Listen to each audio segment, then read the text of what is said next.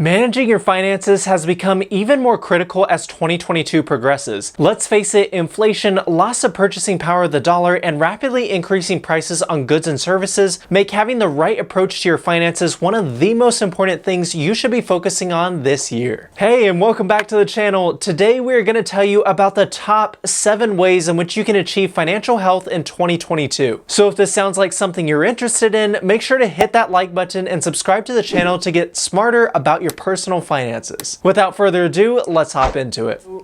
The most important way to achieve financial health is through knowledge. Personal finance books might assist you in better managing your finances. You may master personal finance essentials at the most basic level, such as why paying yourself first pays off or how to manage and pay off debt to become wiser and more confident with your money. It doesn't end there though. They can also educate you on how to invest, manage a mortgage, prepare for retirement, and avoid common money hazards in order to establish a healthy relationship with your money. It's not always light reading, but your wallet and your financial portfolio will thank you for the effort. Well, let's tell you guys a bit about a couple books that will help you on your journey. If you were to ask me what I wish I had learned in school, I'd tell you that it would be money. Carrie Siegel's title, Why Didn't They Teach Me This in School?, describes how to properly manage one's finances. The book is divided into 99 principles and 8 money lessons that Siegel, a retired business leader, believes you should have learned in high school or college but didn't. When he discovered his 5 children didn't understand crucial personal finance fundamentals before entering the real world, he wrote this book for them, but it turned into a highly reviewed read packed with money lessons as well as direct experience and guidance from Siegel. This easy to understand book is perfect for recent graduates or anybody wishing to get their personal financial path off to a great start. Rich Dad Poor Dad by Robert Kiyosaki must undoubtedly be a familiar name,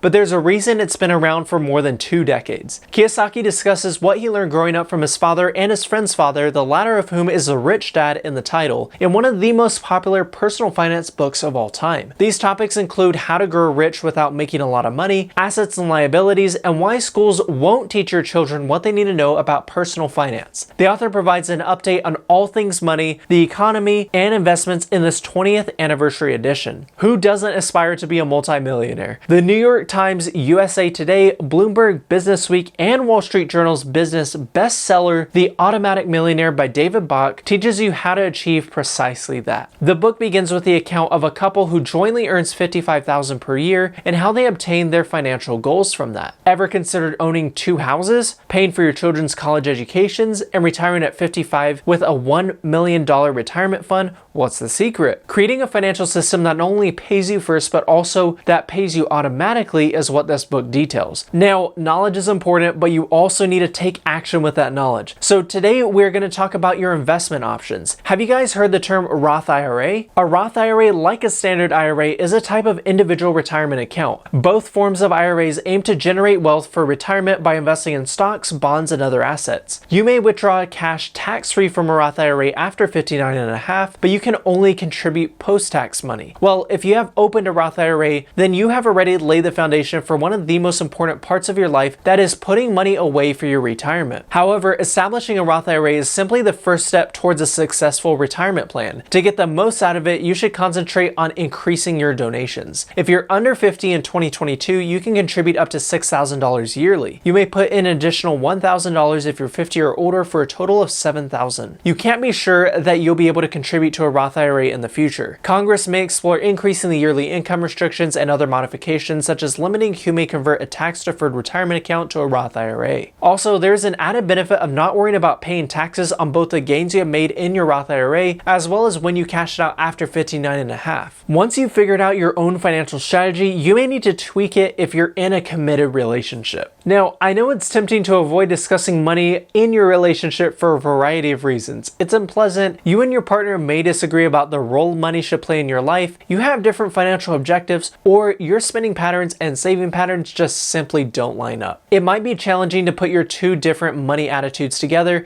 to establish a financial plan, whether you and your spouse are integrating your funds or retaining separate accounts. However, finding a financial connection as a couple might help you avoid severe and often relationship-ending disagreements in the future. According to studies, almost 45% of marriages end in divorce, and financial stress can contribute significantly to the breakdown of a partnership. A significant number of American couples do not discuss money in their relationship. Money is, in fact, a very emotional subject that is often accompanied with feelings of guilt, animosity, or resentment, to just name a few. It's important to not only explain your feelings about money and finances with your significant other, but also to empathize with them. A lot of us have different upbringings when it comes to financial surplus or lack, and these experiences oftentimes play the biggest role in how someone treats money and personal finance as an adult. Make it a priority this year to sit down and talk with your significant other. Let them know how you grew up treating money. Bring in discussions of religion, culture, and upbringing as they relate to money. But most importantly, be open to your significant other and give them the space to talk about their perspective too. When money is kept out of crucial talks in a relationship, it can lead to problems down the road. Resentment will inevitably be a byproduct of this. So before these problems start to rear their ugly heads, it is better that you and your partner are on the same page about your financial goals. For example, you should have an understanding of each other's debt and the things you want in the future. At the end of the day, you are a team and your financial future is tied together. So get rid of this confusion as soon as possible.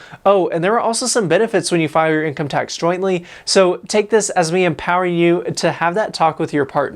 You got this. Carrying a lot of debt, especially high-interest credit card debt and high-interest student loans, is one of the costliest mistakes you can make. Pay off your debt as soon as possible, starting with paying off the principal of your highest interest debt. Begin by making a list of all your existing debt, whether it's credit card debt, student loan debt, or a vehicle loan, and determining the minimal amount you own to stay current on each. Paying the bare minimum won't get you out of debt fast, so look at your fixed costs and see how much of your discretionary spending budget you can devote to debt repayment. Look into requesting a reduced interest rate from the issuer, consolidate many debts into one, or move high interest debt to a low interest credit card, such as a balance transfer card, to lower the interest rate on the debt. Then, to pay off the debt as rapidly as possible, create a debt repayment plan and follow good spending habits. The greatest method to enable your money to make more money is to make smart, disciplined, and frequent investments from a young age. Diversification is the key to smart investing. While investing for the long term, a diverse portfolio reduces your risk. It enables a certain number of high return and high risk investments to be made while mitigating potential risks with more reliable options such as ETFs. You may also learn the benefits of disciplined saving and prepare for your life objectives if you start early. You can begin by investing in a combination of cash, stocks, bonds, and government assets. You can expand further into sectors like foreign markets and real estate if you've gained confidence in your selections and have adequate funds. So invest in a wide range of asset classes.